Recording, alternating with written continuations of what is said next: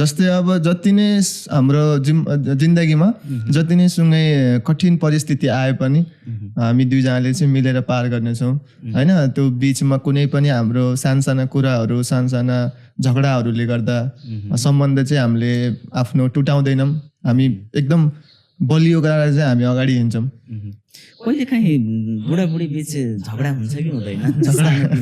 झगडा हुन्छ दाइ, हुन्छ नि। हजुर, यो श्रीमान श्रीमतीको झगडा परालको आगो त्यो त जहाँ पनि जसको पनि हो होइन र। हजुरको उमेर कति भयो? मेरो ठ्याक्कै 22 सकेर 23 मा रनिङ छु। उहाँको वर्षाजीको? म नि 22 हो।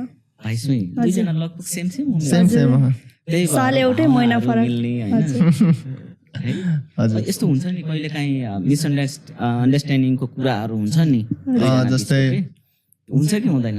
हुन्छ दाइ। उसको कुरा मलाई मन नपर्ने, उसले भनेको कुरा उसलाई नमन पर्ने भन्ने। उसको चाहिँ कुरा मलाई सबै मन पर्नु पर्छ अनि मेरो चाहिँ फेरि उसलाई मन पर्दैन, त्यस्तो छ फेरि।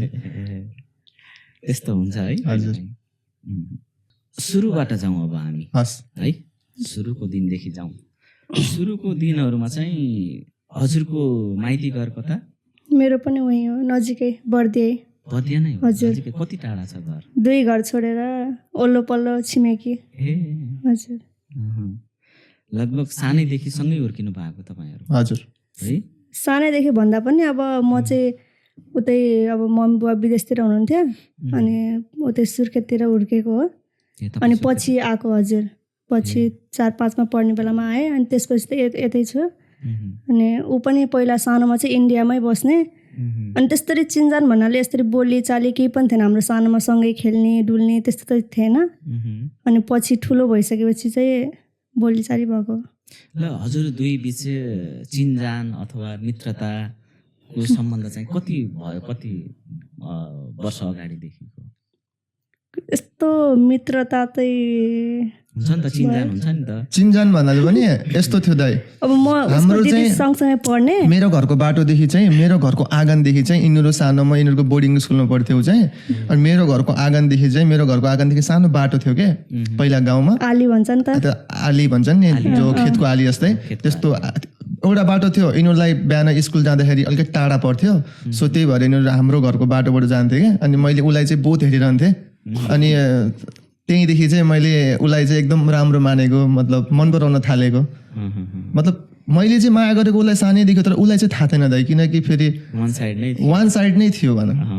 त्यस्तो वान साइड चाहिँ कति वर्षसम्म रह्यो? त्यो त दाइ त्यो त बहुत धेरै थियो, बहुत धेरै वर्ष वान साइड।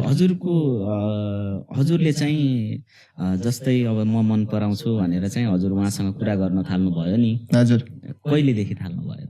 त्यो चाहिँ ऊ चाहिँ 9 मा पढ्थ्यो अनि म चाहिँ 8 मा हो क्या है। म चाहिँ 8 मा, किनकि फेरि म भन्दा एक ब्याच सिनियर हो नि त हो।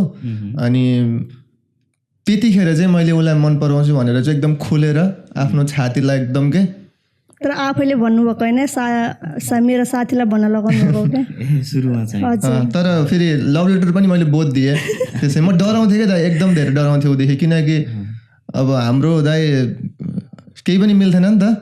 अनि म चाहिँ एकदमै धेरै डराउने, उसँग बोल्न पनि। फेरि ऊ फेरि एकदम स्कुलमा अरू जस्तो अलिकति चहल पहल दिने खालको चाहिँ थिएन क्या।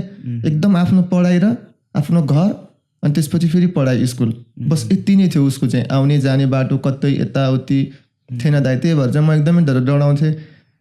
अब सोझो छ ऊ, मैले भोलि बिहान उसलाई गएर केही भनिदिएँ भने म एउटा फेरि यस्तो भनेर अलिकति आफैले पनि भित्रदेखि नै मलाई आँट आउँथेन। अनि पछि चाहिँ अब हल्का हल्का क्लासहरू हामी चढ्दै गयौँ, अगाडि बढ्दै गइसकेपछि भनेको थिएँ मैले।